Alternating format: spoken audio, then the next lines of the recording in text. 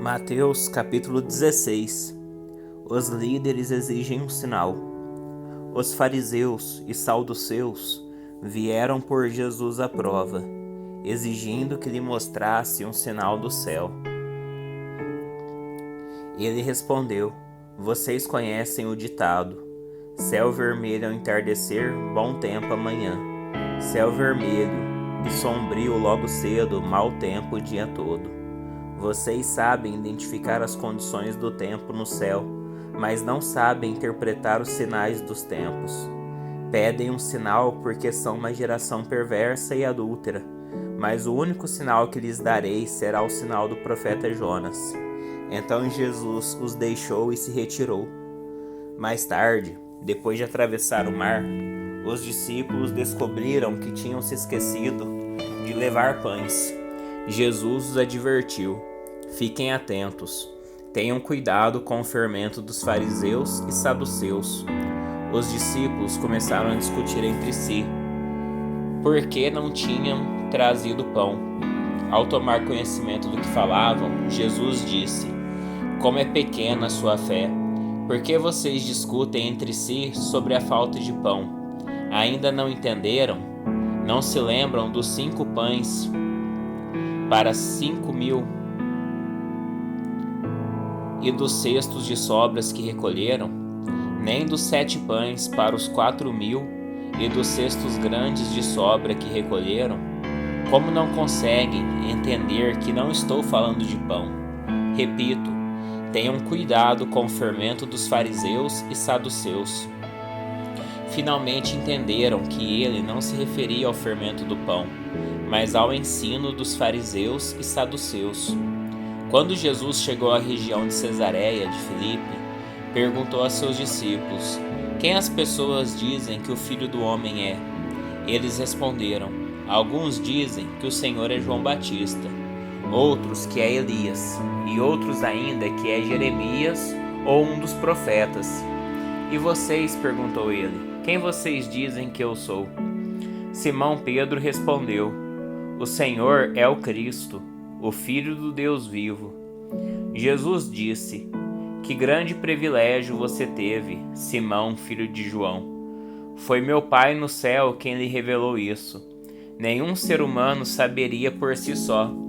Agora eu lhe digo que você é Pedro, e sobre esta pedra edificarei minha igreja, e as forças da morte não a conquistarão. Eu lhe darei as chaves do reino dos céus. O que você ligar na terra terá sido ligado no céu, e o que você desligar na terra terá sido desligado do céu. Então ele advertiu a seus discípulos que não dissessem a ninguém que ele era o Cristo. Daquele momento em diante, Jesus começou a falar claramente a seus discípulos que era necessário que ele fosse a Jerusalém e sofresse muitas coisas terríveis nas mãos dos líderes do povo, dos principais sacerdotes e dos mestres da lei. Seria morto, mas no 3º dia ressuscitaria. Pedro o chamou de lado e começou a repreendê-lo por dizer tais coisas. Jamais, Senhor, disse ele, isso nunca lhe acontecerá. Jesus se voltou para Pedro e disse: Afaste-se de mim, Satanás. Você é uma pedra de tropeço para mim. Considera as coisas apenas do ponto de vista humano e não da perspectiva de Deus. Então Jesus disse a seus discípulos: Se alguém quer ser meu seguidor, negue a si mesmo, tome sua cruz e siga-me. Se tentar se apegar à sua vida, a perderá. Mas se abrir mão de sua vida por minha causa, a encontrará. Que vantagem há em ganhar o mundo inteiro, mas perder a vida? E o que daria o homem em troca de sua vida? Pois o Filho do Homem virá, com seus anjos na glória de seu Pai, e julgará cada pessoa de acordo com suas ações. Eu lhes digo a verdade: alguns que estão aqui neste momento não morrerão antes de ver o Filho do Homem vindo em seu reino. Mateus capítulo 17. A Transfiguração. 6 dias depois, Jesus levou consigo Pedro e os 2 irmãos, Tiago e João, até um monte alto. Enquanto os três observavam, a aparência de Jesus foi transformada, de tal modo que seu rosto brilhava como o sol, e suas roupas se tornaram brancas como a luz. De repente, Moisés e Elias apareceram e começaram a falar com Jesus. Pedro exclamou: Senhor, é maravilhoso estarmos aqui. Se quiser, farei 3 tendas. Uma será sua, uma de Moisés e a outra de Elias. Enquanto ele ainda falava, uma nuvem brilhante os cobriu. E uma voz que vinha da nuvem disse: Este é meu filho amado, que me dá alegria. Ouçam-no. Os discípulos ficaram aterrorizados e caíram com o rosto em terra. Então Jesus veio e os tocou. Levante-se, disse ele. Não tenham medo. E quando levantaram, os olhos viram apenas Jesus. Enquanto desciam do monte, Jesus lhes ordenou: Não contem a ninguém o que viram, até que o Filho do Homem ressuscite dos mortos. Os discípulos lhe perguntaram: Por que os mestres da lei afirmam que é necessário que Elias volte antes que o Cristo venha? Jesus respondeu: De fato, Elias vem e restaurará tudo.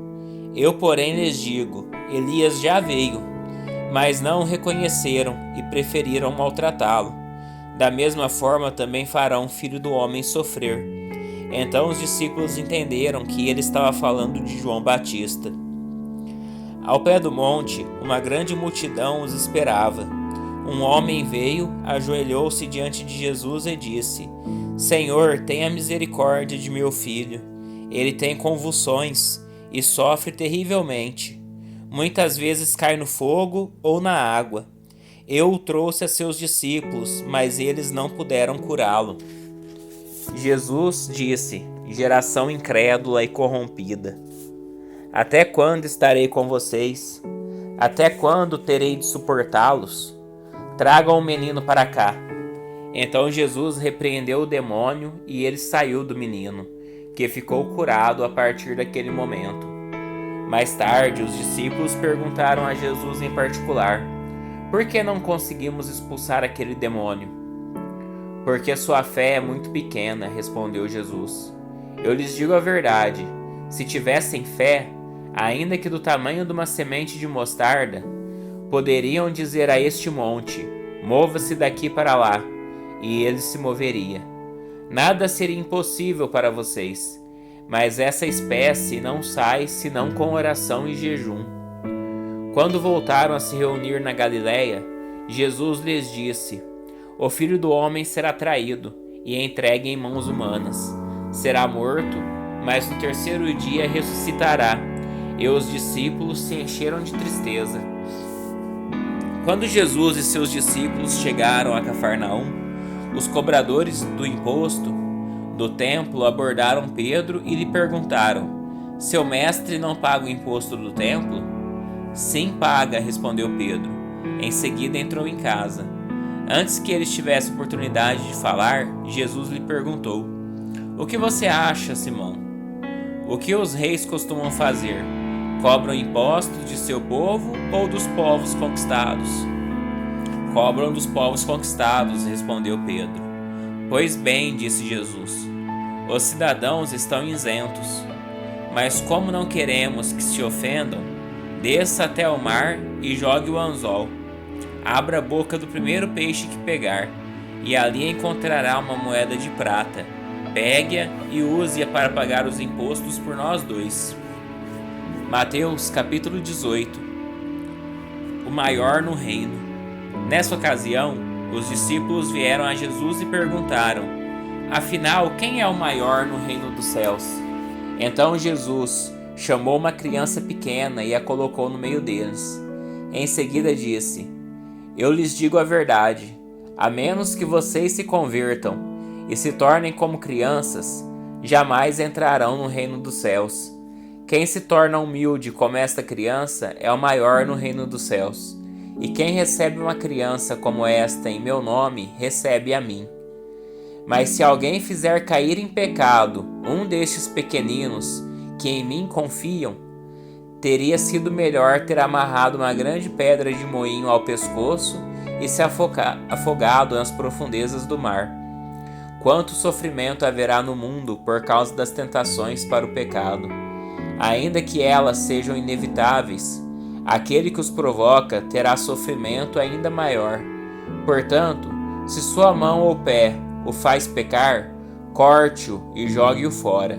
É melhor entrar na vida eterna com apenas uma das mãos ou apenas um dos pés que ser lançado no fogo eterno com as 2 mãos e os 2 pés. E se seu olho faz pecar, arranque-o e jogue-o fora. É melhor entrar na vida eterna com apenas um dos olhos que ser lançado no inferno de fogo com os 2 olhos. Tomem cuidado para não desprezar nenhum destes pequeninos, pois eu lhes digo que, no céu, os anjos deles estão sempre na presença de meu Pai Celestial, e o Filho do Homem veio para salvar os que estão perdidos. Se um homem tiver 100 ovelhas e uma delas se perder, o que vocês acham que ele fará? Não deixará as outras 99 nos montes e sairá à procura da perdida? E se a encontrar, eu lhes digo a verdade. Ele se alegrará por causa dela, mais que pelas 99 que não se perderam. Da mesma forma, não é da vontade de meu Pai no céu que nenhum destes pequeninos se perca. Se um irmão pecar contra você, fale com ele em particular e chame-lhe a atenção para o erro. Se ele o ouvir, você terá recuperado seu irmão.